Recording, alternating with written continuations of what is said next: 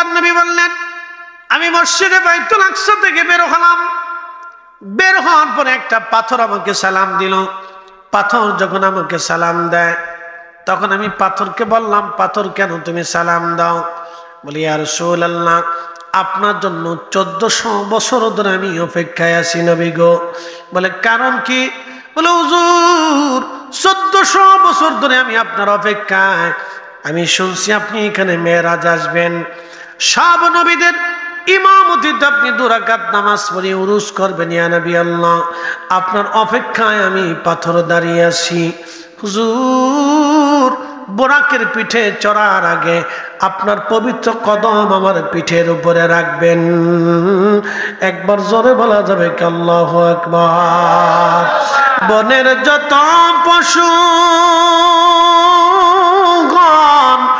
ভক্তি করতই 2 চরণ, মেঘমালা ছায়া দিত গায় গো নবীজি, কোন সাধনে পাইব তোমায়? গোলামেরে দেখা দিবেন গো নবীজি, আপনাকে দেখিবার মনে চায়। আল্লাহ নবী বললেন, পাথরের আবেদন মঞ্জুর। পাথরে নবী কদম রাখবে। আল্লাহ ডাক দিল, পাথর নরম হও। সঙ্গে সঙ্গে পাথর নরম হয়ে গেল। নবীজি পাথরের উপরে কদম রাখলেন। কদম মোবারক রাখার সঙ্গে সঙ্গে পাথরের মধ্যে দাগ বসে গেল। একসাথে বলেন আল্লাহু আকবার। সেই পাথর এখনো বাইতুল আকসাতে আছে। সেই পাথর থেকে অটোমেটিক সুঘ্রাণ আসতে থাকে, কখনো আতর মাখানো লাগে না। দাও কলস মাইজগ্রাম দাখিল মাদ্রাসার 13তম বার্ষিক মাহফিলের সম্মানিত সভাপতি আলহাজ মাহফুজুর রহমান মানিক মিয়া সাহেব, সভাপতি নির্বাহী কমিটি আলহাজ আব্দুল আলী রাহাতুল্লাহ সাহেব, সভাপতি জেনারেল কমিটি। আজকের প্রধান অতিথি আল্লামা সাহেব কেবলা ফুলতলি রাহিমাহুল্লাহের সুযোগ্য আওলাদ আল্লামা মৌলানা হাফিজ ফখরুদ্দিন চৌধুরী সাহেব, সাহেবজাদায় ফুলতলি। বিশেষ অতিথি পটুয়াখালী ওয়াজিয়া কামিল মাদ্রাসার সম্মানিত অধ্যক্ষ, ইসলামিক ফাউন্ডেশনের সম্মানিত গভর্নর জনাব হযরত মাওলানা পীরজাদা শাহ নেসারুল হক সাহেব। আজকের অন্যতম অতিথি জনাব হযরত মাওলানা সমীর উদ্দিন সাহেব, ইকুরসই ফাজিল মাদ্রাসার সম্মানিত সাবেক অধ্যক্ষ, সকল আমন্ত্রিত সম্মানিত উলামা ইকরাম, সকল মুরব্বান ইকরাম, কলিজার টুকরো যুবক ভাইরা, পর্দানিশীন সম্মানিত মা বোনেরা, মাইকের আওয়াজ যত দূর পর্যন্ত যাচ্ছে সকলকে মোবারকবাদ। শুকরিয়া সে আল্লাহর দরবারে যিনি অনেক মানুষের ভিড়ে আপনাকে এবং আমাকে মঞ্জুর করেছেন, কবুল করেছেন, বাছাই করে করে আল্লাহ বেহেশতের বাগানের মেহমান হিসেবে মঞ্জুর করেছেন। সেই জন্যে আল্লাহর আসমানে আমরা একসাথে সকলে শুকরিয়া আদায় করে বলি আলহামদুলিল্লাহ। আলহামদুলিল্লাহ। আরো শুকর গুজার করি সে আল্লাহর, যিনি পবিত্র মেরাজের রজনীতে আল্লাহর পেয়ারা মেহবুবকে অতি সম্মানের সাথে, মর্যাদার সাথে, মোহাব্বতের সাথে আল্লাহ আসমান জগতে নিয়ে তার রসুলের সাথে দিদার করিয়েছিলেন, আল্লাহর সাথে দিদার হয়েছিল। প্যারা নবীকে আল্লাহ সর্বোচ্চ সম্মান প্রদান করে আমাদেরকেও আল্লাহ সেই নবীর উম্মাত হিসেবে কবুল করলেন। সেই জন্য আল্লাহর আসমানে আমরা একসাথে আবারও শুকরিয়া আদায় করে বলি আলহামদুলিল্লাহ। আলহামদুলিল্লাহ। মুহতারাম হাজিরিন, আমি কোরআন শরীফ থেকে একটা আয়াত কারিমা আপনাদের সামনে উপস্থাপন করেছি। আল্লাহর শাশ্বত বিধান, জবান নিঃসৃত কালাম। এটা পৃথিবীর কোনো মানুষের লিখিত সংবিধান না, এটা স্বয়ং আল্লাহ রাব্বুল আলামিনের দেওয়া আমাদের পথ চলার জন্য একটা জীবন বিধান আল্লাহ আমাদেরকে দিয়ে দিচ্ছে। আপনাকে ইয়াকিন রাখতে হবে, আল্লাযীনা ইউমিনুনা বিমা উনজিলা ইলাইকা। এখানে আল্লাহ রাব্বুল আলামিন তিনি বলে দিয়েছেন, হাবিব উম্মতকে বলেন তারা যেন বিশ্বাস স্থাপন করে আমি আপনার উপরে যাহা অবতীর্ণ করেছি। 114টি সূরা, 30টা পারা, 6666 আয়াত, মতানৈক্য সহ বেশি কম যাই হোক, কিন্তু 114টি সূরা। তো এই সূরার বিন্যাসে 30টি পাড়ার অধ্যায়ে বিভক্ত কোরআন শরীফকে আল্লাহ 23 বছরে 22,000 বার জিব্রাইল আগমনের মাধ্যমে এবং জিব্রাইল সারা আরো বাকি 6 পদ্ধতি দিয়ে আল্লাহ কোরআনকে তার রাসূল করিমের কলবে নাজিল করেছেন। একসাথে বলবেন আল্লাহু আকবার। শুধু জিব্রাইল দিয়ে না, জিব্রাইল ছাড়াও কোরআন নাজিল হয়েছে। যেমন সূরা কাউসার, এটা জিব্রাইলের মাধ্যমে আসে না, এটা স্বপ্নের মাধ্যমে আসছে। প্রিয় নবী ঘুমিয়েছিলেন, ঘুমার মাধ্যমে আল্লাহ তার কলবে ওহী নাজিল করলেন, স্বপ্নের মাধ্যমে সরাসরি আল্লাহ নাজিল করে দিলেন। একসাথে বলবেন আল্লাহু আকবার। ঘুম থেকে উঠে নবীজি খুশি, খুব আনন্দিত, উৎফুল্ল। বলি ইয়া রাসূলুল্লাহ এত খুশি? বলে আমার উপর সূরা কাউসার নাজিল হয়েছে, ইন্না আ'তাইনা কাল কাউসার, নিশ্চয় আমি আপনাকে হাউজে কাউসারের মালিকানা দিয়ে দিছি। সাহাবায়ে কেরাম বলেন হুজুর কাউসার কি? প্রিয় নবী বলেন একটা বেহেশতের একটা নদী, দুই পাশে থাকবে স্বর্ণের দিয়ে, দুই ধার, নদীর দুই পাশটা স্বর্ণ দিয়ে নির্মাণ করা, এবং নদীর তলদাসটা হবে মণিমুক্তা দিয়ে গাঁথা। নদীর পানি হবে দুধের চাইতেও সাদা, মধুর চাইতেও মিষ্টি, যা চোখ কখনো দেখেনি, হৃদয় কখনো উপলব্ধি করেনি। এই নদীর দুই ধারে পাশে থাকবে অসংখ্য পেয়ালা, পেয়ালাগুলো আল্লাহ মণিমুক্তা দিয়ে তৈরি করবেন। আকাশের নক্ষত্র যত, এই নদীর পাশে পেয়ালা হবে তত। একসাথে বলবেন আল্লাহু আকবার। এখন ওই নদীর পানি পান করার দরকার আছে কিনা? লাগবে নাকি আপনাদের? বেহেশতে গেলেও নদীর পানি লাগবে, হাসরের ময়দানেও লাগবে। ওই নদীটা শুধু হাসরের মাঠে থাকবে না, বেহেশতেও চলমান থাকবে। এই বেহেশতের একটা নদী, এটা আজীবন পর্যন্ত বেহেশতে চলমান থাকবে, হাউজে কাউসার। শুধু হাউজে কাউসার হাসরের মাঠেই খাবেন তা কিন্তু না, হাসরের মাঠে তো পাবেনই, বেহেশতে যেও পাবে। তা হাউজে কাউসারের পানি অত্যন্ত কল্যাণময় হবে। নদীর পাশে অত্যন্ত চমৎকার চমৎকার পাখির বসবাস হবে, দেখতে এতই সুন্দর হবে যে পাখিগুলি দেখলে চোখ জুড়িয়ে আসবে। আল্লাহ নবী হযরত ওমরকে বলেন, ওমর রে, তুমি যদি সেই পাখি খেতে পারো তাহলে পাখিকে আল্লাহ যত সুন্দর করেছেন, পাখি খাওয়ার কারণে আল্লাহ জান্নাতীদেরকে এরকম সুন্দর বানাই দিবে। আসতে হয়ে গেল না? সুবহানাল্লাহ। আমাদের দেশের মহিলারা তো সুন্দর হওয়ার জন্য আডা মাখে, কিতা মাখে? আডা। আডা কদ্দুর মুখে মাখে, কদ্দুর চোখে মাখে। এই সাজার জন্য কত সাজনী গুজনী প্রসাদনী যার যা আছে এটা তাদের আছে। এটা আটা মাখে, এই মাখে, সেই মাখে, কত কিছু মাখে, তারা সুন্দর হতে চায়। কিন্তু সৌন্দর্য তো আসলে আডার ভিতরে না, সৌন্দর্য হচ্ছে সলাতে, অজুতে, নামাজে, পর্দায়। একসাথে বলবেন না মারহাবা। আমাদের নারীরা বুঝে না, ভাবে যে প্রসাদের মুখে মাখলে সুন্দর হওয়া যায়। তো প্রসাদের মুখে মাখলে যদি সুন্দর হওয়া যায়, তা আফ্রিকার মানুষ কালা কে? কি কথা খারাপ করছি ভাই? আফ্রিকার মানুষ কালো কেন?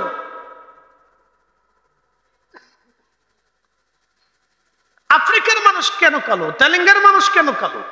শ্রীলঙ্কার মানুষ কেন কালো? তা আফ্রিকার মানুষ তো একবারে কালো, তো কালো তো একবারে খুব একবারে মারাত্মক কালো, ফাতিলের কালার মতো কালা। একবারে সে যত বেশি কালা তত আফ্রিকা তত সুন্দর, সে যত কালা তত সুন্দর।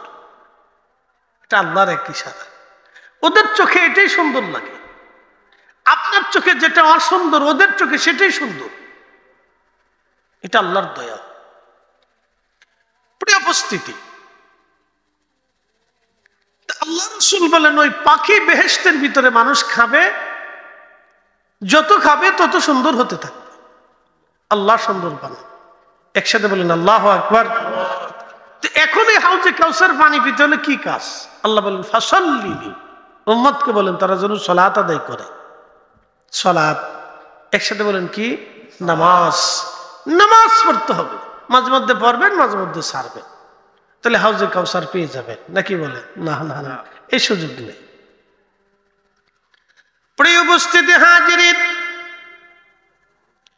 আল্লাহ তার রাসূলকে এত নিয়ামত দিলেন, মেহবুব, আল্লাহ তার নবীকে মেহবুব বানিয়ে ফেললেন। মেহবুব, মেহবুব কি আপনাদেরকে বুঝায়? আপনি আপনার ছোট্ট মেয়েটাকে খুব আদর করেন, খুব ভালোবাসেন, ও যা চায় আপনি তাই দেন। ওই ছোট্ট মেয়েটা আপনার মেহবুব, ছোট্ট মেয়েটা আপনার মেহবুব। আপনি যা চায় মেয়েটা তাকে আপনি তাই দেন। কাপড় কিনে দেন, খেলনা কিনে দেন, ঘুরতে নিয়ে যান, যা খাইতে মন চায় আপনি কিনে কিনে দেন। আপনার বাচ্চারা আপনার মেহবুব, কারণ আপনি বাচ্চাদেরকে ভালোবাসেন। হৃদয়ের গভীর থেকে আপনি বাচ্চাকে ভালোবাসেন, বাচ্চা আপনার মেহবুব। যদি আরেকটু বুঝাই মেহবুব কি জিনিস, আমি আপনাকে আরেকটু বুঝাই, খুব মনোযোগ দিবেন। দেখবেন মহিষ জঙ্গলের মধ্যে চড়ে বেড়ায়, বাঘ মহিষ ধরার জন্য তাড়া করে, সব মহিষ পালিয়ে চলে গেল, বাচ্চা মহিষটা পালাইতে পারে না। সব মহিষ পালিয়ে চলে গেল, কিন্তু মা মহিষটা পালাইতে পারে নাই। বাচ্চা বাঁচানোর জন্য মা মহিষটা ওই সিংহের সাথে, বাঘের সাথে লড়াই করতে থাকে। এই বাচ্চাটা হচ্ছে মহিষের মেহবুব। সে হৃদয়ের গভীর থেকে সন্তানকে ভালোবাসে, এই জন্য সব মহিষ পালিয়ে চলে গেল, মা পালাইতে পারে নাই। মা কি জিনিস এটা বুঝতে হবে। মা বুঝার জন্য দলিলা দিল্লার দরকার হয় না। মা বুঝার জন্য প্রাণীদের দিকে তাকান, একটা মুরগির দিকে তাকান, একটা পাখির দিকে তাকান, একটা কুকুরের দিকে তাকান। আপনি যাই করেন, কুকুরের বাচ্চা ও হৃদয়ের গভীর থেকে ভালোবাসে, ওকে ধরতে যাবেন, আপনাকে কামড়াইতে আসবে, মারতে আসবে, ধরতে দিবে না, ওকে মারতে দিবেন। আপনি তার গায়ে আঘাত করে দেখেন, কিন্তু কুকুর আপনাকে তেড়ে এসে কামড়াইতে আসবে, কারণ ওই কুকুরের বাচ্চাটা তার হৃদয়ের গভীর থেকে মা কুকুরটা সন্তানকে ভালোবাসে। এটা হচ্ছে মা। প্রাকৃতিক ভাবে আল্লাহর পক্ষ থেকে মায়ের কলিজাতে আল্লাহ দয়া সৃষ্টি করে দিয়েছে, আমি পারিনি। আল্লাহর সৃষ্টির পরিক্রমা যদি দেখেন যে আমরা আল্লাহর কাছে কতটা অসহায়। আল্লাহ সর্বোচ্চ শক্তির মালিক, আল্লাহু আলা কুল্লি শাইইন কাদির। আল্লাহ সর্বময় ক্ষমতার মালিক। আল্লাহ কোরআনে বলছেন, তার বাস্তবতা যদি আপনি দেখেন, তাহলে একটা মুরগি 21 দিন পর্যন্ত ডিমের উপরে তা দিয়ে বসে থাকতে হবে, এটা কোনো প্রাণীবিদ্যা শিখাই নাই। এটা আল্লাহ মুরগির কলিজাতে শিক্ষা দিয়ে দিচ্ছে। বিনা শিক্ষাতে এই ডিমের উপরে সে তা দিয়ে বাচ্চা ফোটাচ্ছে। আপনি যদি দেখেন মৌ পোকা মধু বানাচ্ছে, পৃথিবীর সব জ্ঞান আর বিজ্ঞান যদি একত্রিত হয়ে মধু বানানোর চেষ্টা করে, তো মৌমাছি যেইভাবে মধু বানায় সেইভাবে মধু বানিয়ে দিতে পারবে না। এই মধুকে আল্লাহ বলছে না শিফা বললিন, সেটা মানুষের জন্য শেফা। মৌ পোকার আল্লাহ মধু বানানোর জন্য বিদ্যা দিয়ে দিল, বিজ্ঞান এই বিদ্যার কাছে ফেল। তার মানে আল্লাহর ক্ষমতার কাছে বিজ্ঞানও ফেল। তার বাস্তব প্রমাণ যদি আরো দেখতে চান, আমেরিকাতে আগুন লাগাই দিল আল্লাহ। পৃথিবীর সর্বোচ্চ সুপ্রিম পাওয়ার কদ্দুর পারমাণবিক বোমা মেরে লাভ দেয়, যে আমার বোমা আছে। যেমন ভারতে মাঝে মধ্যে লাভ দেয়, আমার বোমা আছে, পারমাণবিক বোমা। তো তোমার বোমা আছে, তো আমার কি? আমাদের পৃথিবীতে যারা পারমাণবিক বোমার অধিকারী, তাদেরকে বলে সুপ্রিম পাওয়ার, বিরাট ক্ষমতার অধিক। কদ্দুর বোমা বানায় মনে করছে আমরা পৃথিবী উদ্ধার করে ফেলছি আর দুনিয়া দখল করে ফেলছি। পারমাণবিক বোমা বানায়, ক্ষেপণাস্ত্র বানায়, কটা বিমান বানায়, প্রযুক্তিগত দিয়ে অর্থনৈতিক দিক দিয়ে একটু ভালো হয়ে আমেরিকা সারা দুনিয়ার ধমক দেয়। আল্লাহ একটু আগুন লাগা দিয়ে নিভা। একসাথে বলবেন আল্লাহু আকবার। না না হয় না, আরো জোরে বলেন। আল্লাহ একটু আগুন লাগে, এবার নিভা, দেখি তোর ক্ষমতা কদ্দূর আছে। আমি যতদিন না নিভাবো, তোর সব শক্তি দিয়ে ততদিন নিভাইতে পারবি না। কথা কন নাকি, ঠিক কিনা? যদি একটা প্রদেশের একটা অঞ্চলে আগুন লাগাইছে, সারা দেশে যদি আগুন লাগতো, এটা আল্লাহর ক্ষমতা, এটা আল্লাহর ক্ষমতা। قل اللهم مالك الملك تؤتي الملك من تشاء আল্লাহু আকবার। হুজুর আপনি বলেন সব কিছুর মালিক আমি আল্লাহ, ভূমণ্ডল নবমণ্ডল যা আছে সব কিছুর মালিক আমি আল্লাহ। তুতিল মুলকা মান তাশাউ ওয়া তানজিউল মুলকা মিম্মান তাশাউ।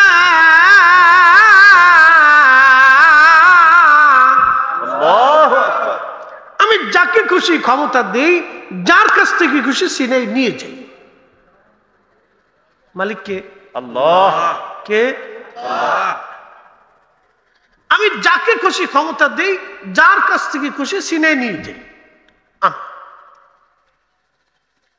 আমি সিনাই নেই, পৃথিবীর কেউ পারে না সিনাই নিতে, আল্লাহ সিনাই।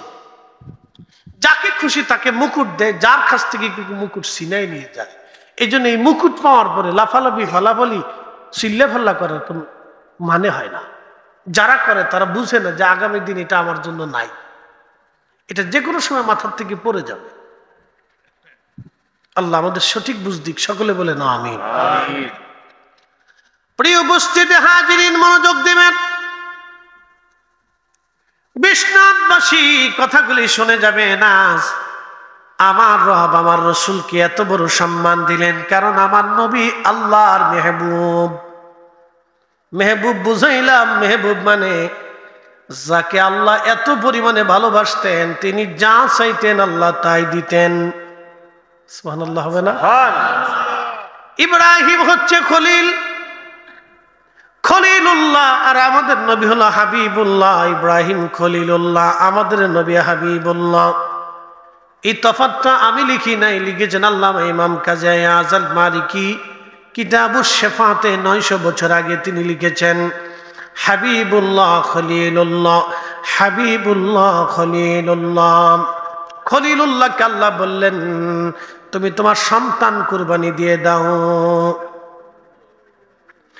ইন্নী আরা ফিল মানামি আন্নী আযবাহুক ফানজুর মাযা তারা। আল্লাহ ডাক দিলেন, এই ইব্রাহিম তুমি তোমার সন্তানকে কুরবানি করে দাও। স্বপ্ন দেখাই দিলেন। স্বপ্ন নবীদের জন্য ওহী, সব নবীদের কাছে আল্লাহ স্বপ্নে ওহী করতেন। ইব্রাহিম স্বপ্ন দেখলেন, আল্লাহ জানাইলেন তোমার সন্তান কুরবানি করো। ইব্রাহিম সন্তান ইসমাইলের কাছে এসে বললেন, বেটারে আমি স্বপ্ন দেখেছি, আল্লাহ আমাকে জানিয়েছেন তোমাকে জবাই দিচ্ছি, তুমি কি বলো বেটা, তোমার সিদ্ধান্ত তুমি জানাও। قال يا أبت افعل ما تؤمر ستجدني إن شاء الله من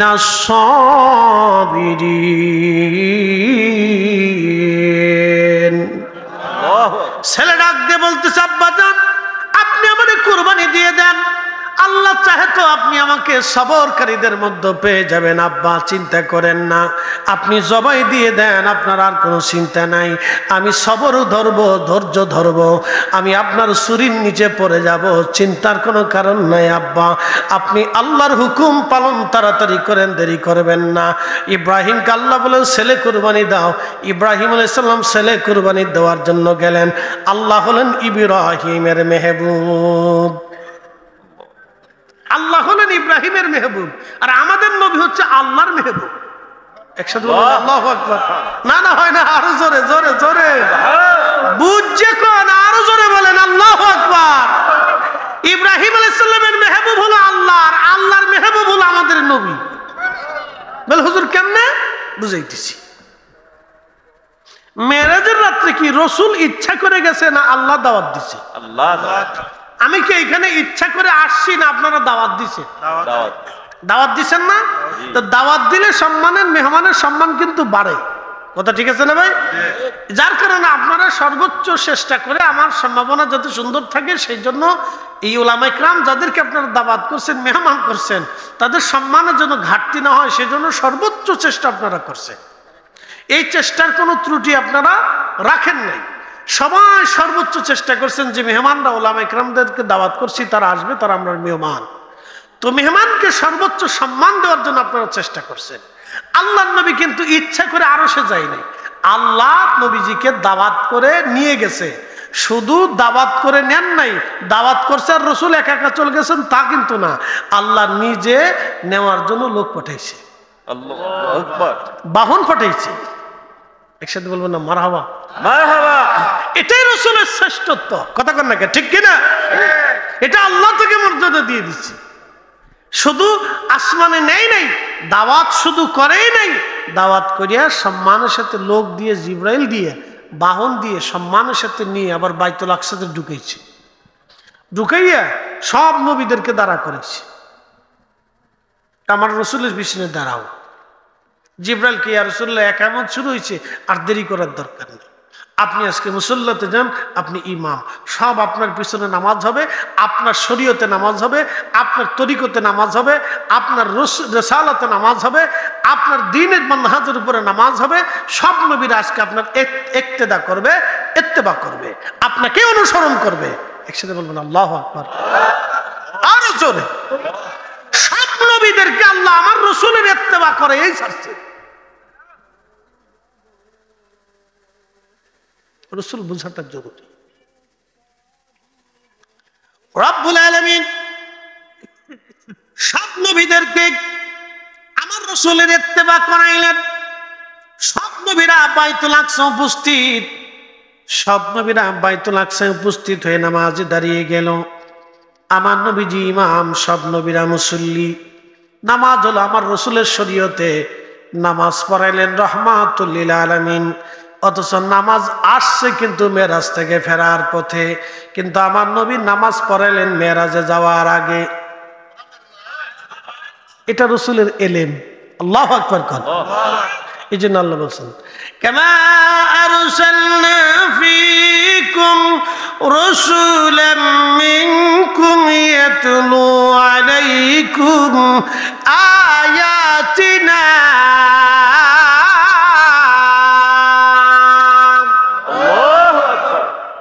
নবী গো, আপনাকে পাঠিয়েছি, আপনাকে পাঠাইছি আমি তাদের মধ্যে রসুল বানাইয়া। আপনি আমার প্রেরিত পুরুষ, নির্বাচন করে দিছি আমি, আল্লাহ নিজে নির্বাচিত করে দিছি। পৃথিবীর কেউ নির্বাচন করে না, আমি আল্লাহ নিজে পছন্দ করিয়া আপনাকে সর্বশ্রেষ্ঠ রসুল বানাইয়া, সব নবীদের ইমাম বানাইয়া নির্বাচন করে শ্রেষ্ঠত্ব দিয়ে দুনিয়াতে পাঠিয়েছি। দুনিয়ায় যাওয়ার পরে শ্রেষ্ঠত্ব দেয়নি, আমি শ্রেষ্ঠত্ব আগেই নির্বাচন করে রাখছি। আপনারা কি কি দিব আমি নির্বাচন করে রাখছি। وَيُزَكِّيكُمْ وَيُعَلِّمُكُمُ الْكِتَابَ وَالْحِكْمَةَ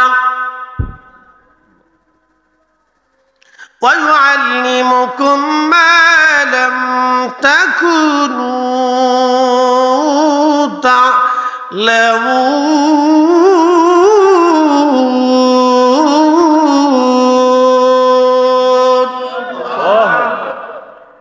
কি চমৎকার আল্লাহর কালাম। ওয়াইউআল্লিমুকুমুল কিতাব ওয়াইউযাক্কিকুম, আপনি পবিত্র বানাইবেন। আপনি হচ্ছে রিফাইনার। রিফাইনার কি? এই পানি দেখেন, ছোট্ট করে বুঝাই। এই যে পানি, এটা পাক, এটা নিজে পাক, আর একজনকে পবিত্র বানায়। এটা দিয়ে ওযু করলে আপনি এখন পাক হয়ে যাবেন। মারহাবা বলবেন না? গোসল করলে কি হবেন? পাক হয়ে যাবেন, কারণ এটা নিজে পাক।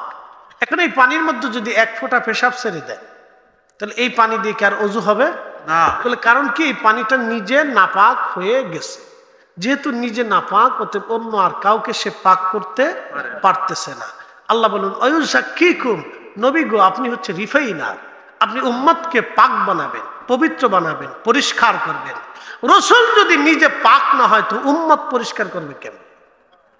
এই জন্য আল্লাহ তার রাসূলকে পাক বানাইয়া আইব মুক্ত বানাইয়া, ত্রুটি মুক্ত বানাইয়া, খাতা মুক্ত বানাইয়া, দোষ মুক্ত বানাইয়া, সব মুক্ত করে দুনিয়াতে পবিত্রতার সাথে, পবিত্রতার মাধ্যম দিয়া, আব্বা আম্মার পবিত্রতা দিয়া আল্লাহ তার রসুলকে দুনিয়াতে পাঠাইছে। বলেন আল্লাহু আকবার। সহজ হিসাব, সহজ হিসাব, কঠিন না। কিন্তু দুর্ভাগারা বলে রসুলের আব্বা আম্মা জাহান্নামে চলে গেছে, তারা কাফের। দুর্ভাগারা বলে রসুলের আব্বা আম্মা কাফের ছিল। এক ভ্রান্ত মতবাদ সারা বাংলাদেশে প্রতিষ্ঠিত হচ্ছে আজ।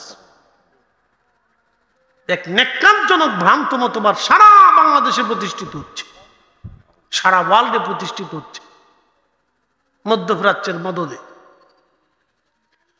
সারা পৃথিবীতে ভ্রান্ত মতবাদ প্রতিষ্ঠিত হচ্ছে। আল্লাহ তার রসুলকে পবিত্রতার সাথে, পবিত্রতার মাধ্যম দিয়ে, পবিত্র বাবা মা দিয়ে দুনিয়াতে পাঠিয়েছেন। তিনি কখনো অপবিত্র ছিলেন না, কখনো পবিত্র হন নাই। আল্লাহ পবিত্রতা দিয়ে তাকে দুনিয়াতে পাঠাইলেন, পবিত্র মাধ্যম দিয়ে দুনিয়াতে পাঠাইলেন, পবিত্রতা দিয়ে দুনিয়াতে তাকে পাঠিয়েলেন। আল্লাহ ডাক দিলেন, হুজুর উম্মতকে পবিত্র বানাবেন আপনি, আপনি রিফাইনার, আপনি তো নিজে পাক। এই জন্য আমাদের আহলে সুন্নাত ওয়াল জামাতের আকীদা, আমাদের নবী পাক, আমাদের নবী পবিত্র, আমাদের নবী আইব মুক্ত, আমাদের নবী ত্রুটি মুক্ত, আমাদের নবী খাতা মুক্ত, আমাদের নবী গুনাহ মুক্ত, আমাদের নবী ভুল মুক্ত। কথা বলেন ঠিক কিনা? কাজী নজরুল কত চমৎকার সুন্দর করে লেখলেন, শ্রেষ্ঠ নবী দিলাম রে তরিয়ে নিতে রোজা হাসরে, শ্রেষ্ঠ নবী দিলাম রে তরিয়ে নিতে রোজা হাসরে, পথ না ভুলি তাই তো দিলে, পথ না ভুলি তাই তো দিলে, পাক কোরআনের বাণী খোদা তোমার মেঘের বাণী, সুন্দর ফুল সুন্দর ফল, মিঠা নদীর পানি খোদা তোমার মেঘের বাণী। বুঝতে কি কোনো অসুবিধা? পরিষ্কার করে বুঝাইতেছি। ভ্রান্ত মতবাদ যেন একটা বারের জন্য কলিজাতে বদ্ধ না হয়, বদ্ধ হলে সর্বনাশ হয়ে যাবে। প্রিয় ভাই আমার, আল্লাহ রসুলের সামনে প্রত্যেকটা উম্মতকে হাসরে দাঁড়াইতে হবে। হাউজে কাউসারের পানি আপনার লাগবেই, পানি নিতে হলে রসুলের দরজায় যেতেই হবে। আহা, আল্লাহ পাক আমাদেরকে তার রসুলের দরবারের মুখাপেক্ষী করে রাখছেন। বন্ধুগণ, রব্বুল আলামিন কোরআনুল কারীমে আরো বলে দিলেন, হাবিব আপনি উম্মতকে রিফাইন করবেন, পবিত্র করবেন, পাক করবেন, সেই জন্য আপনাকে পাঠাইলাম। আরো একটা কাজ আল্লাহ আমার নবীকে দায়িত্ব দিলেন। ওগো পেয়ারা বন্ধু, ওয়ায়ুআল্লিমুকুমুল কিতাবা ওয়াল হিকমা, আপনি উম্মতকে কিতাব শিক্ষা দিবেন এবং হিকমত শিক্ষা দিবেন। একটু মনোযোগ দিবেন। যিনি হিকমত শিক্ষা দিবেন তার মানে বোঝা গেল তার চাইতে হিকমতওয়ালা আল্লাহর কাউরে বানাই নাই। কত ঠিক আছে না? যিনি কিতাব শিক্ষা দিবেন তার চাইতে বড় কিতাবওয়ালা আল্লাহ পৃথিবীতে কাউরে বানাই নাই। এই জন্য আপনি যদি দেখেন আমার রসুলের কথা নিয়ে, পৃথিবীতে হাদিস গ্রন্থগুলি নিয়ে, আমার নবীজির কথা নিয়ে, হাদিসের কিতাব নিয়ে, বা আমার রসুলের জবান নিশ্চিত বাণী নিয়ে সারা পৃথিবীতে লক্ষ লক্ষ কিতাব রচনা হয়েছে। হাজার হাজার উলামা ইকরাম কিতাব লিখেছে। যত লিখেছে লেখার শেষ হয় নাই। কিয়ামত পর্যন্ত উম্মত লিখতে থাকবে। আমার নবীর লেখার মর্ম কখনো শেষ হবে না। কথা বলেন ঠিক কিনা? তাহলে যিনি কিতাব শিক্ষা দিবেন তিনি অনেক বড় কিতাবওয়ালা, যিনি হিকমত শিক্ষা দিবেন তিনি অনেক বড় হিকমতওয়ালা। এই জন্য আমার নবীজি দুনিয়ার থেকে মেরাজে যাওয়ার আগে নবীজি 2 রাকাত নামাজ পড়িয়ে গেলেন। আল্লাহু আকবার। আমার পেয়ারা রাসূল দুনিয়াতে 2 রাকাত নামাজ পড়াইয়া তারপরে রওনা করলেন। ওই পবিত্র মেরাজের ছোট্ট একটি ঘটনা সহিহ বুখারীতে বর্ণনা এসেছে এইভাবে। ওই আবু সুফিয়ান ছিল আরবের বণিকদের সর্দার। আরব থেকে মক্কা থেকে তখন কাফেররা একদল বণিক নিয়ে সিরিয়াতে শামে গেল ব্যবসা করার জন্য। তা আগে সিরিয়া থেকে আরবের বিরাট একটা অংশ ছিল আরব রোম সাম্রাজ্যের অধীনে। রোম সাম্রাজ্য কয়েকটা ভাগে বিভক্ত ছিল। একটা আরব রোম, আর একটা হচ্ছে কনস্টান্টিনোপল তুরস্ককে কেন্দ্র করে, আর একটা ছিল ইতালির রোমকে কেন্দ্র করে রোম সাম্রাজ্য। বিরাট বড় এই রোম সাম্রাজ্যের আরব রোমান সম্রাট তিনি আবু সুফিয়ানকে ডাকলেন যে আবু সুফিয়ান সহ যারা আরব থেকে আসছে ব্যবসা করার জন্য তাদেরকে ডেকে আনা হোক। বেদুইন বলা হতো তখন আরবের মক্কা এবং আশেপাশের অঞ্চলের মানুষদেরকে বেদুইন বলা হতো, আরব্য বলা হতো। তখন আরবদেরকে ডেকে নিয়ে যাওয়া হলো। আবু সুফিয়ান ছিলেন সেই কাফেলার প্রধান। অনেক ব্যবসায়িকরা রোম সম্রাটের সামনে গেলেন। রোম সম্রাট সিংহাসনে বসা, আরব বণিকরা তার সামনে বসে আছে। সম্রাট জিজ্ঞেস করলেন আপনাদের নেতাকে? আবু সুফিয়ান বলল আমি তাদের নেতা। বলে আপনার নাম কি? বলে আমার নাম আবু সুফিয়ান। বলে আপনার বাড়ি কি মক্কায়? বলে হ্যাঁ। আপনাদের দেশে বলে একজন নবী আসছে তার নাম মুহাম্মদ সাল্লাল্লাহু আলাইহি ওয়াসাল্লাম? বলে হ্যাঁ। তার বাবার নাম আব্দুল্লাহ, মায়ের নাম আমিনা? বলে হ্যাঁ। তিনি কুরাইশ বংশের বনু হাশিমের সন্তান? বলে হ্যাঁ। এ আবু সুফিয়ান বলো তোমাদের কুরাইশ বংশের চেয়ে কি বড় বংশ আর আছে? বলে না। হাশিমি শাখার চেয়ে বড় সুন্দর শাখা কি আর আছে? বলে না। মুহাম্মাদের চেয়ে উত্তম চরিত্রবান আর কেউ আরবে আছে? বলে না। রোম সম্রাট বলতেছে আবু সুফিয়ান আমি তার চরিত্রতার কথা শুনেছি, সে উত্তম চরিত্রের অধিকারী, সুন্দর কথার অধিকারী এবং সে বড় আমানতদার, সত্যবাদী। বলে হ্যাঁ। তাহলে তোমরা কেন তাকে নবী হিসেবে মানো না? আবু সুফিয়ান ডাক দিয়ে বলল বাদশাহ আগে আমরা তারে খুব ভালোবাসতাম, কিন্তু এখন সে পাগল হয়ে গেছে। নাউজুবিল্লাহ মিন যালিক। তখন রোম সম্রাট বলল কি করে পাগল হলো বলো। তখন আবু সুফিয়ান বলতেছে রোম সম্রাট শুনে নেন। সে বলতেছে বাইতুল্লাহ থেকে বাইতুল আকসা হয়ে সব নবীরা বাইতুল আকসাতে ওনার পিছনে নামাজ পড়ার পরে উনি ওইখান থেকে বিদায় নিয়ে বোরাকের পিঠে সাওয়ার হয়ে সপ্তম আসমান পাড়ি দিয়ে সিদরাতুল মুনতাহা হয়ে ৭০,০০০ নূরের পর্দা অতিক্রম করে আল্লাহর সাথে দেখা সাক্ষাৎ করে জান্নাত জাহান্নাম ঘুরে ফিরে দেখে তখন ফিরে আসছে। তখনও বলে তার অজুর পানি গড়ায়, বিছানা বলে তখনও গরম। এই কথা শোনার পরে রোম সম্রাট খুব চিন্তায় পড়ে গেল, কথাটা কেমন, এটা কি করে সম্ভব? আচ্ছা আপনি যদি এই ঘটনা বিজ্ঞান দিয়ে ব্যাখ্যা করেন তাহলে কি মেলানো যাবে? কথা কেন মেলানো যাবে? শাহজালাল ইয়ামানি মুজাদ্দিদ জায়নামাজ দিয়ে নদী পার হয়েছিল সুরমা, এটা কি বিজ্ঞান দিয়ে ব্যাখ্যা করা যাবে? হুজুর গাউসে পাক মহিউদ্দিন আব্দুল কাদের জিলানী মুরাকাবায় আল্লাহ লৌহে মাহফুজ দেখতেন, এটা কি বিজ্ঞান দিয়ে ব্যাখ্যা করা যাবে? হযরত খাজা মঈনুদ্দিন চিশত আজমিরি সেনজিরে আনা সাগরের পানি একটা লুটার ভিতরে এনেছিলেন, এটা কি বিজ্ঞান দিয়ে ব্যাখ্যা করা যাবে? হযরত মুজাদ্দিদ আল ফিসানি সিরহিন্দি রাহমাতুল্লাহ আলাইহি সম্রাট জাহাঙ্গীরের সিংহের খাসার ভিতরে ক্ষুধার্ত সিংহের সামনে তিনি নামাজ পড়েছিলেন, সিংহ তাকে পাহারা দিয়েছিল। জীবনে সিংহ কোনোদিন ওই সিংহের সাথে তার দেখা হয় নাই, সিংহ কোনোদিন তাকে দেখে নাই, অথচ আল্লাহর ওলি থেকে সিংহ মাথা নুয়ে তাকে পাহারা দিতে লাগলো। ক্ষুধার্ত পেটে ক্ষুধা, কিন্তু আল্লাহর ওলিকে আসর কাটে নাই। বলেন এটা কি বিজ্ঞান দিয়ে ব্যাখ্যা করা যাবে? সম্ভব না, এটা অলৌকিক। এগুলি বিজ্ঞান দিয়ে ব্যাখ্যা করা যায়, এটা অলৌকিক, এটা কারামত। এই জন্য আল্লাহর কোরআন বলছে তোমরা কারামত বিশ্বাস করো, রাসূল বলছেন কারামত বিশ্বাস করো। আহলে সুন্নাত ওয়াল জামাতের একবার ইজমাই আকীদা হচ্ছে আউলিয়া কিরামের কারামত সত্য, এটাকে বিশ্বাস করতেই হবে। নবী আলাইহিস সালামের মুজিজাকে বিশ্বাস করতেই হবে, এটি ইসলামের এক অবিচ্ছেদ্য অংশ। এই ইসলামের এটা এই অংশটাকে আপনি বাদ দিতে পারবেন না, এটা অবিচ্ছেদ্য অংশ, একবার ইসলামের ইমানের সাথে পাঠ লেগে থাকা জিনিস, আপনি সরে ফেলে দিলেই পারবেন না, অবিচ্ছেদ্য অংশ। তো খুব মনোযোগ দিয়ে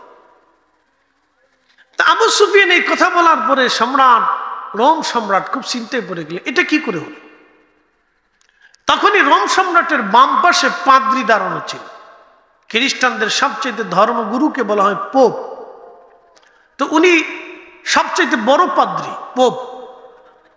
উনি তখন বাইতুল আকসার ইমাম, বাইতুল আকসাতে ওনারা নামাজ পড়েন বা পড়েন বা পড়ান ইসাই ধর্মের উপরে।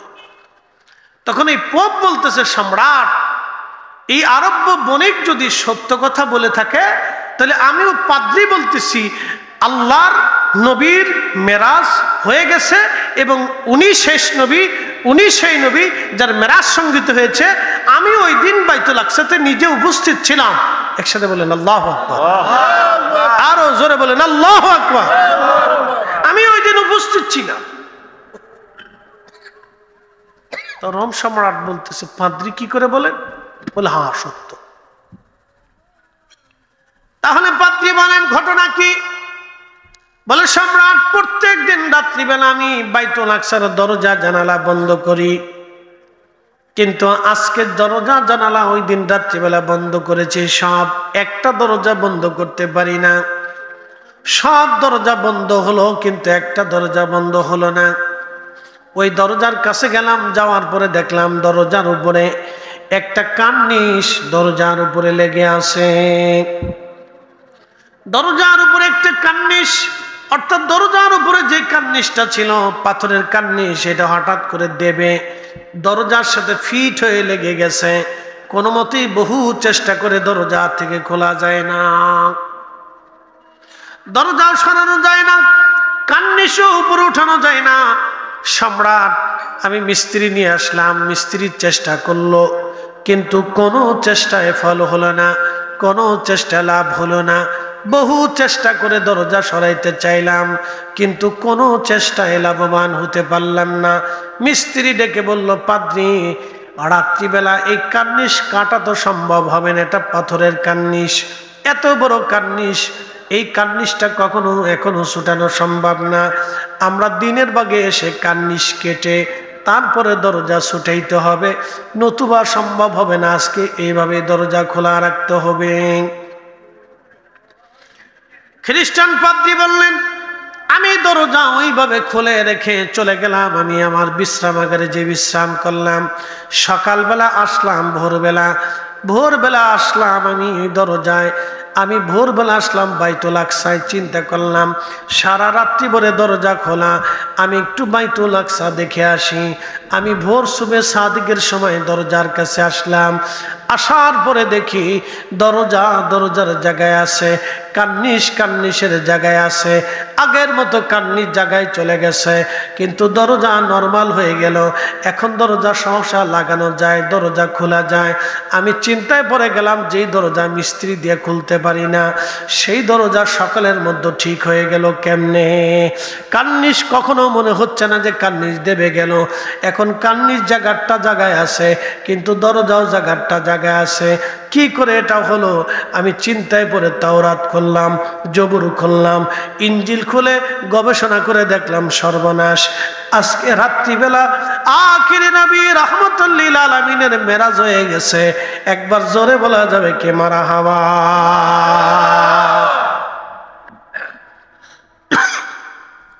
খ্রিস্টান পাদ্রী বলতেছে, মহারাজ, আমি তাওরাত জবুর ইঞ্জিল গবেষণা করে দেখলাম ঠিক যতগুলি নিদর্শন ছিল সব নিদর্শনগুলি মিলে গেল, আজকে আখিরি নবীর মেরাজ হয়েছে। এই মসজিদের ভিতরে ১৬ লক্ষ নবী উপস্থিত হয়েছে। অতএব আরব্য বণিক মিথ্যা কথা বলে নাই, সে যদি সত্য বলে থাকে তাহলে আমি বলতেছি উনি আখিরি নবী। হয়েছে না কাজ? আবু সুফিয়ান চাইছিল রসুলকে হাই করার জন্য, কিন্তু ইজ্জত বাড়াই দিল কে?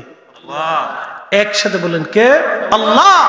এটা রসুল করিমের মহান সম্মান। এই জন্য আল্লাহ বলছেন, হাবিব, আপনাকে পাঠাইছি, ইয়া আইয়ুহান নবিয়্যু ইন্না আরসালনাকা শাহিদ, আপনাকে শাহিদ বানাই পাঠাইছি। ও মুবাশশির, মুবাশশির সুসংবাদ প্রদানকারী পাঠিয়েছি, ও নাযীরা ভীতি প্রদর্শনকারী হিসেবে পাঠিয়েছি, ও দাঈয়ান ইলাল্লাহ আল্লাহর দিকে আহ্বানকারী হিসেবে পাঠিয়েছি, দাঈ করে পাঠিয়েছি, ডাকনেওয়ালা করে পাঠিয়েছি। আপনি মানুষকে আল্লাহর দিকে ডাকবেন। ও দাঈয়ান ইলাল্লাহি বিইজনিহি ওয়া সিরাজাম মুনীরা, আপনাকে উজ্জ্বল প্রদীপ করে পাঠিয়েছি। একসাথে বলবেন না মারহাবা? মারহাবা। রাসূলকে আল্লাহ কি পরিমাণে সম্মান দিছে এটা আমি বলে শেষ করতে পারবো না। আল্লাহর নবী বললেন, আমি মসজিদে বাইতুল আকসা থেকে বের হলাম, বের হওয়ার পরে একটা পাথর আমাকে সালাম দিল। পাথর যখন আমাকে সালাম দেয় তখন আমি পাথরকে বললাম, পাথর কেন তুমি সালাম দাও? বলি, ইয়া রাসূলুল্লাহ, আপনার জন্য 1400 বছর ধরে আমি অপেক্ষায় আছি নবী গো। বলে, কারণ কি? বলে, হুজুর 1400 বছর ধরে আমি আপনার অপেক্ষায়। আমি শুনছি আপনি এখানে মেরাজ আসবেন, সব নবীদের ইমামতিতে আপনি 2 রাকাত নামাজ পড়ে উরুস করবেন। ইয়া নবী আল্লাহ, আপনার অপেক্ষায় আমি পাথর দাঁড়িয়ে আছি। হুজুর, বোরাকের পিঠে চড়ার আগে আপনার পবিত্র কদম আমার পিঠের উপরে রাখবেন। একবার জোরে বলা যাবে কি আল্লাহু আকবার? বনের যত পশু ভক্তি করতই 2 চরণ, মেঘমালা ছায়া দিত গায় গো নবীজি, কোন সাধনে পাইব তোমায়? গোলামেরে দেখা দিবেন গো নবীজি, আপনাকে দেখিবার মনে চায়। আল্লাহ নবী বললেন, পাথরের আবেদন মঞ্জুর। পাথরে নবী কদম রাখবে। আল্লাহ ডাক দিল, পাথর নরম হও। সঙ্গে সঙ্গে পাথর নরম হয়ে গেল। নবীজি পাথরের উপরে কদম রাখলেন। কদম মোবারক রাখার সঙ্গে সঙ্গে পাথরের মধ্যে দাগ বসে গেল। একসাথে বলেন আল্লাহু আকবার। সেই পাথর এখনো বাইতুল আকসাতে আছে। সেই পাথর থেকে অটোমেটিক সুঘ্রাণ আসতে থাকে, কখনো আতর মাখানো লাগে না। আসতে হয়ে গেল না? কি বুঝলেন আপনি? শোনেন, আল্লাহ রাসূলের বিষয়টা একেবারে সর্বোচ্চ আসর, সর্বোচ্চ শিখর, যার কোনো সীমানা আমরা নির্ধারিত করতে পারবো না। কত দূর পরিমাণে ইজ্জত দিচ্ছেন তার কোনো সীমানা নাই। কারণ আল্লাহ মহান, তার বন্ধু মহান। কথা ঠিক আছে না ভাই? আল্লাহর ইজ্জতের কোনো সীমানা নাই। আল্লাহর মহান সম্মানের কোনো পরিসীমা করা যায় না। আল্লাহ তার রসুলকে এমন এক ইজ্জত দিছে যে ইজ্জত আমরা কোনো দিন মেপে শেষ করতে পারবো না। এটা আল্লাহই জানে কত দূর সীমানা দিচ্ছেন। এটা আমাদের মাপার কোনো সুযোগ নেই, আমরা মাপতে পারবো না। এই জন্য কোন উম্মত যদি কিয়ামত পর্যন্ত দাঁড়াইয়া ইয়া নবী সালাম আলাইকা রসুলকে তাজিম করে, তাও নবীজির মহান সম্মানের হক আদায় হয় না। আমরা চেষ্টা করি, কিন্তু রসুলের যে মহান ইজ্জত আছে এই ইজ্জতের হক আমরা আদায় করতে পারি না। আমরা চেষ্টা করি, শুধু চেষ্টা করি। প্রিয় বন্ধু, খুব মনোযোগ দিয়ে, আল্লাহর নবী বললেন, আমি বোরাকের পিঠে চললাম। বোরাকের পিঠে চড়ার পরে আমি আসমানের দিকে রওনা করলাম। প্রথম আসমানে গেল, দরজার মধ্যে জিবরাইল টুকা দিচ্ছে। কে? আমি জিবরাইল। আপনার সাথে উনি কে? রাহমাতুল লিল আলামিন। দাওয়াত করা হয়েছে? বলে হ্যাঁ। দরজা খুলে গেল সাথে সাথে। এখন প্রশ্ন, নবী আছে 1,24,000। জিবরাইল আলাইহিস সালাম যদি একবার করেও পৃথিবীতে আসে তাহলে অন্তত 1,24,000 বার পৃথিবীতে আসছে বার্তা নিয়ে, ওহী নিয়ে। একবার একবার করেও যদি আসে তাহলে অন্তত 1,24,000 বার আইছে। আর 2 বার যদি আসে তাহলে জিবরাইল আমিন ডাবল আসছে। যদি 3 বার করে আসে তাহলে রিডাবল আসছে। যদি আরো বেশি আসে তাহলে আরো বেশি বার আসলেন গেলেন, আসলেন গেলেন। কিন্তু কোন দরজায় দিয়ে গেলেন যে জিবরাইলকে দরজার ফেরেশতারা চিনে না, জিজ্ঞেস করে আপনি কেডা, এই ফেরেশতারা কারা, আবার এই দরজাটাও বা কিসের? এটা সূক্ষ্ম পয়েন্ট। লিনুরিয়াহু মিন আয়াতিনা, আমি আপনাকে মেরাজে নিছি, এমনিতে নেই নেই, আমি আল্লাহর আদর্শ নিদর্শনগুলি দেখানোর জন্য নিছি, আশ্চর্য নিদর্শন। লিনুরিয়াহু মিন আয়াতিনা, আমি আল্লাহর নিদর্শনাবলী দেখানোর জন্য আপনাকে নিছি নবী গো, আপনারে দেখাইতে নিছি, 2 চোখ দিয়ে দেখবেন, এই জন্য আপনাকে নিছি। এখন ওই দরজা কোন দরজা? যেই দরজার পাহারাদাররা জিবরাইলকে চিনে না, অথচ জিবরাইল লক্ষ লক্ষ লক্ষ লক্ষ বার পৃথিবীতে আসলেন গেলেন, আসলেন গেলেন, আসলেন গেলেন, আসলেন গেলেন। শুধু আমার রসুলের কাছে আসছে 24,000 বার। একসাথে বলবেন আল্লাহু আকবার। আমাদের নবীর কাছে 24,000 বার আসছে, তাহলে বাদ বাকি নবীদের কাছে 2, 4, 5, 10 বার, 20 বার, 50 বার, 100 বার তো আসছে। তাহলে সেই হিসেবে আসা তো জিবরাইলের কত হাজার লক্ষ কোটি বার হতে পারে, কিন্তু ওই দরজার ফেরেশতারা জিবরাইলকে চিনে না। এবার কোন দরজা? ইমাম আহমদ কাসতালানী রাহিমাহুল্লাহ আল মাওয়াহিবের মধ্যে লিখছেন, এই দরজা হচ্ছে সেই দরজা যেই দরজা দিয়ে আল্লাহ স্পেশাল আমার রসুলের জন্য নির্বাচিত করে রাখছি, যে আমার নবীকে আমি দাওয়াত করব, আমার রসুলকে আসমানে নিয়ে আসব, আমার সাথে দিদার দিব। লিনুরিয়াহু মিন আয়াতিনা, আমি আমার আশ্চর্য নিদর্শনাবলী আমার রসুলকে দেখাবো, আমি দাওয়াত করিয়া লোক পাঠাইয়া, বাহন পাঠাইয়া সম্মানের সাথে আনবো, সম্মানের সাথে পৌঁছাবো, আমি আল্লাহর দিদার দিব, ঘুরাই ঘুরাই আমার বন্ধুরে দেখাবো। মেহবুব, একসাথে বলেন কি? মেহবুব, মেহবুব, মেহবুব, উনি মেহবুব, উনি মেহবুব, উনি মেহবুব বিধা আল্লাহ ওনার সম্মানের সাথে নিচে এক বিশেষ দরজা দিয়ে, যেই দরজা দিয়ে কেউ কোনোদিন যাইতে পারে নাই, আর কোনোদিন যেতে পারবে না, কেউ কোনোদিন আসতে পারে না, আর কেউ কোনোদিন আসতেও পারবে না। শুধু 1% একজনের জন্য ওই দরজাটা বরাদ্দ ছিল। আল্লাহ সৃষ্টিতে ও আসমানে ওই দরজাটা একজনের জন্য বরাদ্দ করে রাখছে, তিনি আমাদের নবী রাহমাতুল লিল আলামিন, মেহবুবে আলা, হাবিবুল্লাহ। চিৎকার মেরে বলেন মারহাবা, মারহাবা।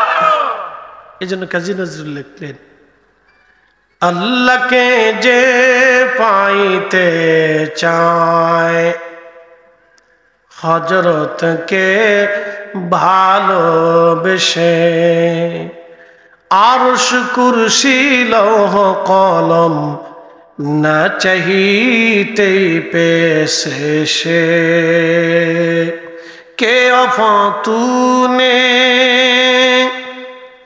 मोहम्मद से तू हम तेरे हैं, ये जांच जी किया लौह कलम तेरे हैं। আল্লামা ডক্টর ইকবাল এবং কাজী নজরুলের কবিতার ছন্দের ভাষা একই রকম। আল্লামা ডক্টর ইকবাল রাহিমাহুল্লাহ লিখলেন, হে আমার নবীর উম্মত, তোমরা যদি আমার রসুলের জন্য নিজের জীবনের সব কিছুকে যদি বিসর্জন তুমি দিতে পারো, সব কিছু যদি তোমার নবীর কদমে বিসর্জন দিতে পারো, হে আমার নবীর উম্মত, তাহলে তোমরা শোনো, আল্লাহ রাব্বুল আলামিন তামাম সৃষ্টিকে তোমার দিকে ঝুঁকিয়ে দিবে। শুধু তাই নয়, লৌহ কলম পর্যন্ত আল্লাহ তোমার দিকে ঝুঁকিয়ে দেবে। একবার জোরে বলা যাবে কে মারহাবা? আল্লাহুম্মা সাল্লি আলা সাইয়্যিদিনা মুহাম্মদ আলা আলি সাইয়্যিদিনা মুহাম্মদ। বিশ্বনাথবাসী মনোযোগ দিবেন, ওই দরজা দিয়ে আমার রসুলকে নিয়ে যাওয়া হলো শুধু প্রথম আসমানে না, 7টা আসমানে 7টা স্পেশাল দরজা আল্লাহ বানাইলেন। সিদরাতুল মুনতাহাতে নিয়ে গেলেন। সিদরাতুল মুনতাহায় নিয়ে যাওয়ার পরে জিব্রাইল বলল, হুজুর আর সামনে বাড়াইতে পারবো না। আল্লামা শেখ সাদি রহিমাহুল্লাহ গুলিস্তান বুস্তার মধ্যে তিনি এইভাবে লিখলেন, নাগার এক সরে মুয়ে বড়তর পরম ফরোগে তাজাল্লি বসু জদ পড়াম। আগার এক সরে মুয়ে বড়তর পরম ফরোগে তাজাল্লি বসু জদ পড়াম। জিব্রাইল দেখে বলে, হুজুর আর সামনে বাড়াইতে পারবো না গো নবীজি, আমার সীমানা শেষ, আমি একেবারে শেষ সীমানায় চলে আসছি। সামনে যদি সামান্য বাড়ায় আল্লাহর হুকুম অমান্য হয়ে যাবে। মালিকের সীমানা আমি ড্রাইভার করব, আমি আল্লাহর হুকুমের সীমানার বাহিরে চলে যাব। ইয়া রাসূলুল্লাহ, যদি সামনে যাই ক্ষুধার রসান হলে আল্লাহর তাজাল্লিয়াতে আমি জ্বলে পড়ে শেষ হয়ে যাব, ধ্বংস হয়ে যাবে। জিব্রাইল, আল্লাহর সীমানার বাহিরে আমার যাওয়ার আর কোনো সুযোগ নাই। আচ্ছা বলেন, পৃথিবীর কোনো ফেরেশতা আল্লাহর সীমানার বাহিরে যায় না, পৃথিবীর কোনো মাখলুক আল্লাহর সীমানার বাহিরে যায় না। আপনার বাড়ির যে কুত্তাটাকে আপনি দেখেন, এই কুকুরটাকে আপনি আল্লাহর আইনে বাড়ি দিয়ে পাহারা দেওয়ান। আপনি ইচ্ছা করলে কুকুর দিয়ে বাড়ি পাহারা দেওয়াইতে পারতেন না। এই কুকুরটা আল্লাহর আইনে আপনার বাড়ি পাহারা দেয়। প্রশ্ন রাখতে পারেন, ফরিদে হুজুর আল্লাহর আইনে কুত্তা আবার আমার বাড়ি কেমনে পাহারা দেয়? যদি বিশ্বাস না করেন তাহলে কুত্তা তারাইয়া শিয়াল ধরে নিয়ে আসেন, ওরে সুন্দর করে খাওয়ান। সকালবেলা 2 রুটি 1 ডিম, দুপুরবেলা ভাত দিয়ে গরুর গোশত দিয়ে, আর রাত্রিবেলা আপনি মুরগি দিয়ে আর সুন্দর করে তন্দুল রুটি দিয়ে খাওয়ান। আপনি শিয়ালের দুধ কলা যতই খাওয়াবেন, মুরগি রান্না করে যতই খাওয়ান, আপনার শিয়াল আপনার বাড়ির মুরগি চুরি করে পালাবেন। কারণ আল্লাহ ওরে আইন করে দিছে, বান্দার মুরগি তুই চুরি করবি, শিয়াল রে মুরগি চুরি করা তোর জন্য হালাল। হ্যাঁ, শিয়ালের জন্য আল্লাহ মুরগি, আপনার বাড়ির মুরগি চুরি করে হালাল করে দিছে। তো আল্লাহর আইনে আপনার বাড়ির মুরগি চুরি করে, কিন্তু কুত্তা চুরি করবে না। ওরে খাবার দাবার যাই দেন, খাবার দাবার আপনি যাই দেন, ও খাইয়ে আপনার বাড়ি পাহারা দেবে, কিন্তু বেইমানি করবে না, বেইমানি করবে না। আপনি ইচ্ছা করলে শিয়াল এনে বাড়ি পাহারা দিয়ে দিতে পারবেন না। তো আল্লাহ কুত্তাকে আইন করে দিয়েছে আপনার বাড়ি পাহারা দেওয়ার জন্য। আপনি বিড়াল তাড়াইয়া কখনো ইঁদুর দিয়ে ঘর পাহারা দিয়ে হইতে পারবেন না। আল্লাহ বিড়ালরা আইন করে দিয়েছে, আমার বান্দা তোরে যা খাবার দিবে খাইয়ে তুই আমার বান্দার বাড়ি পাহারা দিবি, ইঁদুর তাড়াবি, তেলাপোকা তাড়াবি। এই জন্য বাড়িতে বিড়াল পড়লে সাপ বিচ্ছু তেলাপোকা হাবি যাবি পোকামাকড় ঘরে ঢুকে না, সহজে পালবেন, বেশি করে আদর করবেন, যদ্দুর পারেন খাওয়াবেন, ওর অসুবিধা নেই, খাওয়াইলে লাভ আছে। জিনও আসতে পারে না, বিড়ালের কারণে জিন ঢুকতে পারে না, ডরায়। বাড়িতে কুত্তা পালবেন, কুত্তা পাললে এই জিন ভূত হাবি যাবি ওগুলো আসে না। কুত্তা দেখে এটা দাবড়া, যাইস, চলে যায়, সরে যায়। পোকামাকড় থেকে অনেক কিছু থেকে কুত্তা আপনার এই প্রাণীগুলি বাঁচাই দেয়, ভালো, খারাপ না। বাড়ি পাহারা দেওয়ার জন্য পালবেন। আর চোর আসলে তো কোনো কথাই নেই, ও জীবন দিবে কিন্তু চোর ঢুকতে দিবে না। একসাথে বলবেন আল্লাহু আকবার। আচ্ছা, এই কুত্তা বিলাই কার আইনে ঘরে থাকে? জোরে বলেন। আপনি কি বাঘের দুধ দোয়াইতে পারবেন? তাহলে বলেন যে আমরা গরু তাড়ায় বাঘ ধরে নিয়ে আসি, আনেন বাঘের দুধ দোয়ান, চেষ্টা করেন। তো গরু তাড়াই দেন, গরুটাকে আল্লাহ আইন করে দিছে আপনার বাড়ি খাবে আর আপনার দুধ দিবে। যদি আল্লাহ আইন না করতো তাহলে জীবনও দুধ দোয়াইতে পারতেন না, আপনার লাইথিয়ে গুতাইয়া আপনার জান শেষ করে ফেলত। কি কথা খারাপ গেছি ভাই? আল্লাহর আইনেও আপনার বাড়ি দুধ দেয় আপনাকে। সমস্ত সৃষ্টি আল্লাহর আইন মানে, শুধু একমাত্র মানব জাতি আল্লাহর আইন মানতে অনীহা প্রকাশ করে। শুধু মানুষ বড় অকৃতজ্ঞ। এই জন্য আল্লাহ বারবার এই মানুষকে বোঝানোর জন্য নবী পাঠাইছে, বারবার নবী পাঠাইছে, ওলি পাঠাইছে, আলেম পাঠাইছে, ওয়াজ নসিহত, এই যে বুঝায় তোমরা আল্লাহ মানো, আল্লাহ মানো, রসুল মানো, আল্লাহ মানো, রসুল মানো, আল্লাহ মানো, রসুল মানো, আল্লাহ মানো, রসুল মানো। মানুষকে দেখবেন, পরে দেখবেন, পরে দেখবেন, পরে দেখবেন। কখনো তো কত বয়স আছে বুড়ো হয়, নামাজ পড়ো কেন? পড়বো না, বুড়ো হইলে পড়বো, বুঝছেন নি? বুড়া হইলে নামাজ কি তা নামাজ হয় জানেননি?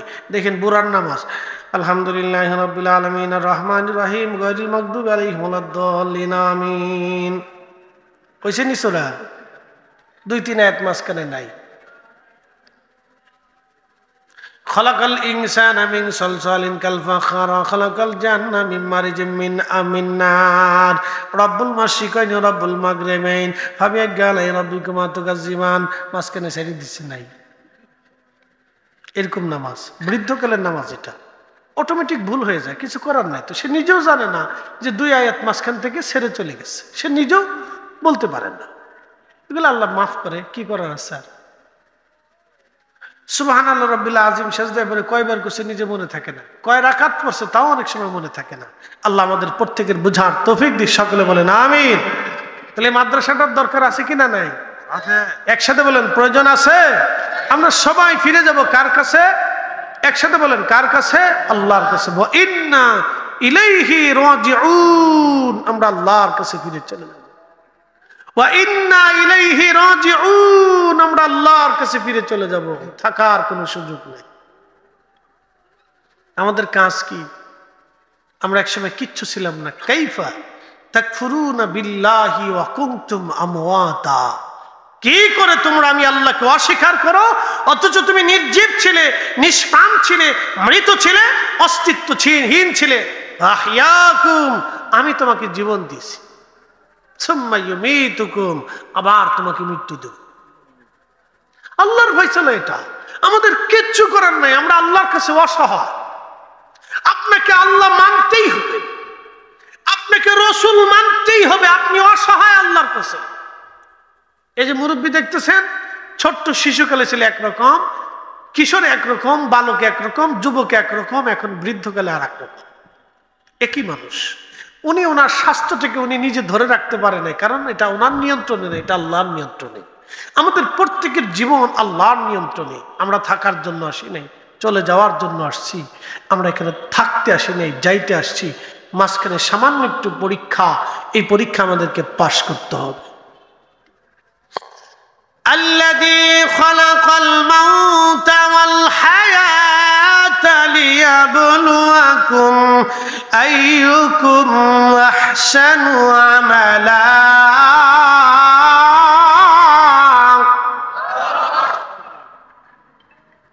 তোমাদের হায়াত মউত যা দিলাম, এর ভিতর থেকে তোমরা আমল করবা, নেক আমল করবা, নেক আমল।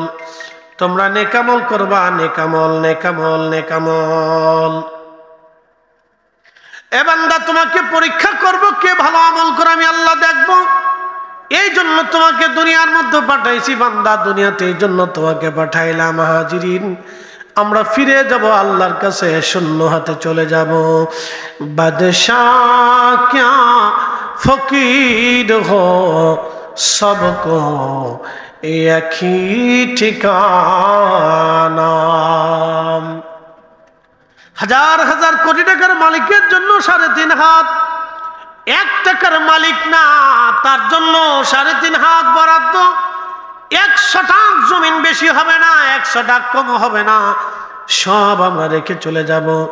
আমার রব আমার আল্লাহ বললেন, আমার মালিক আমার আল্লাহ বললেন, ও আমার বান্দা, وأنفقوا مما رزقناكم من قبل أن يأتي أحدكم الموت। মরণ আসার আগে তুমি আল্লাহর পথে দান করো, মৃত্যু আসার আগে তুমি আল্লাহর পথে তোমার সম্পদ ব্যয় করো। আল্লাহর নবী বললেন, তুমি যা খাও এটা তোমার, তুমি যা পরনে পরো এটা তোমার, এবং তুমি যা আল্লাহর পথে দান করো এটাও তোমার। বাদ বাকি মৃত্যুর সঙ্গে সঙ্গে তোমার আর কিছুই নাই, সব ওয়ারিশরা ভাগ যোগ করে নিয়ে যাবে। তোমার আর কিচ্ছু নেই। তুমি যা খাও এটা তোমার, তুমি যা পরনে পরো এটা তোমার, তুমি যা আল্লাহর পথে দান করো এটা তোমার। বাদ বাকি যা রেখে যাও এটা তোমার আর কিচ্ছু নাই।